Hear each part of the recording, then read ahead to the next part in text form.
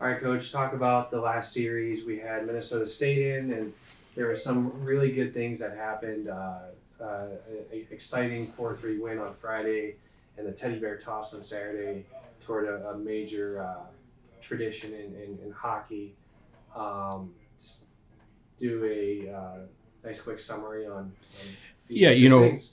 obviously Minnesota State's had a really good program the last 10 or so years, and in terms of the CCHA, they've been the standard, and we have had a very healthy rivalry with them.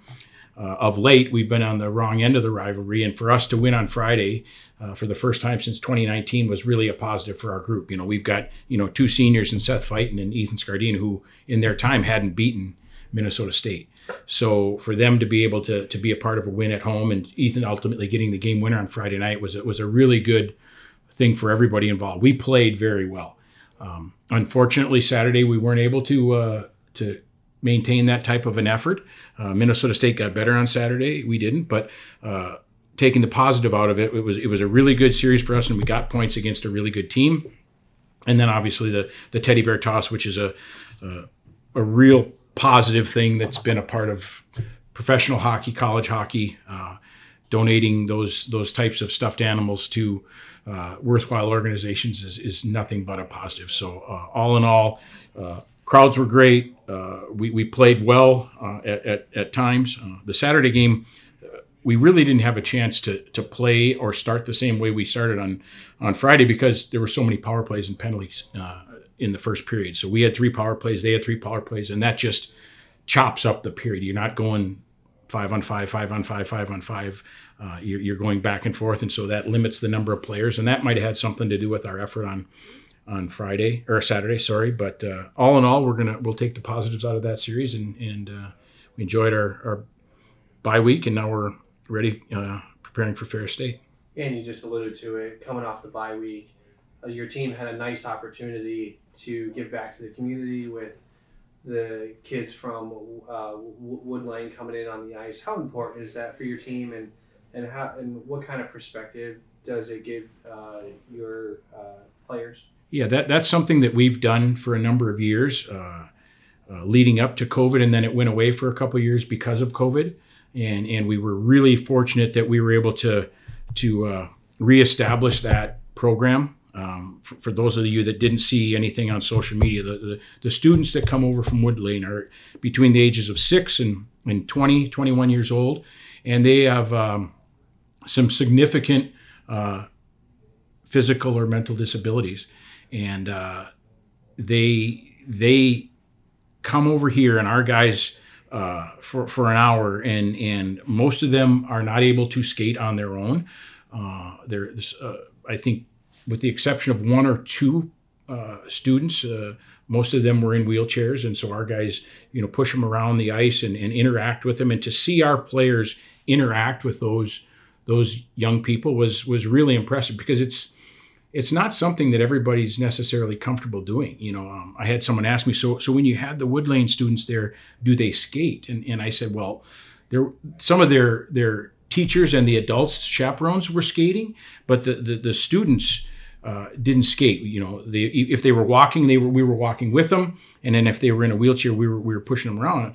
But to put it into context, no, they didn't skate, but they have the way they communicate is different. They just can't articulate to you, hey, can you help me tie my right skate, or can you help me do this? There's some significant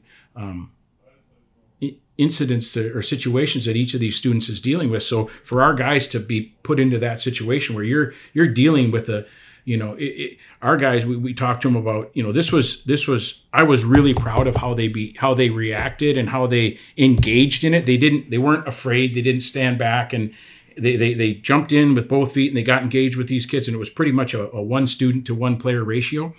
And it's not always easy, because that's not something that you deal with on a regular basis. And what we tried to impress upon our guys is this isn't a one-day thing for these students. This is their every day. It's hard for them to get out and move around. It's hard for them to communicate with people. When they talk about going to school, it's not the same as you talk about going to school. So we have to really appreciate what we do have and what we do get to do on a regular basis. If something's going poorly for us, we can articulate that to our parents or people that care. And if our bad day may not necessarily be as bad as their bad day, and those kids, they had a great time, and their caregivers had a great time. They were real appreciative. So it's a really positive win-win for everybody involved. And I'm glad we were able to get that program started again, which is it's like I said, win-win, and it's really good for everybody. And now going into a series with Ferris State, what kind of team chemistry can an event like that translate to the ice and going in and having a 2-game series in Big Rapids? Yeah, our guys, after it was over, I had multiple guys come up and say, "Hey, Coach, can we do stuff like that more often?"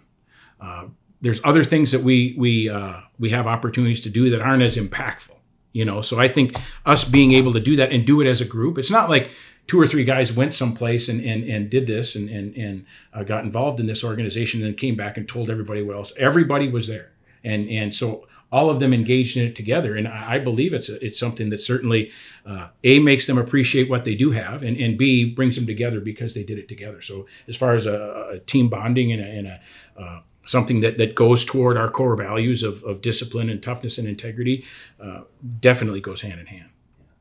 What do you look for Ferris to challenge you with, and some areas where you may have some success this weekend? Ferris is a long-standing CCHA rival with Bowling Green. We've been in the same league with them forever, and so we're very familiar with each other. We had a series at the end of the year in the playoffs with them where we lost 2 overtime games and they advanced in the playoffs. And then we had a series this year in the regular season at home at Slater Family Arena where we got the better of them. They won 2 1-goal games last spring, and we won 2 1-goal games this fall. So if we go up there thinking that these aren't going to be close competitive games, and we're fooling ourselves. Ferris State's always been a team that plays really, really well at their home rink.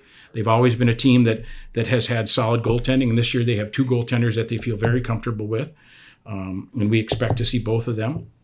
And they're a team that plays a style that they're really comfortable with and that is different from a lot of teams. They're going to shoot a bunch of pucks on net. They do that a lot, and we're going to have to be prepared for that. I think, for us to be successful, we're going to need to understand who we are. We're going to need to stick to our plan, and then we're going to need to execute it, even though it'll be hard, because things happen at up in Big Rapids at their rink quickly. It's a little smaller ice surface, and so things happen fast. And Ferris is used to that. We're not, so we're going to have to get adjusted to the rink, and then we're going to have to play really hard, because I know Ferris State's going to play really hard. They're coming off of a road sweep at Augustana, where they went out there and they beat Augustana, and Augustana was opening their brand new building. So emotions for Augustana were very high. And, for Ferris State to make that long trip and go win 2 games is definitely speaks to where they're at right now. So it'll be a good test for our guys.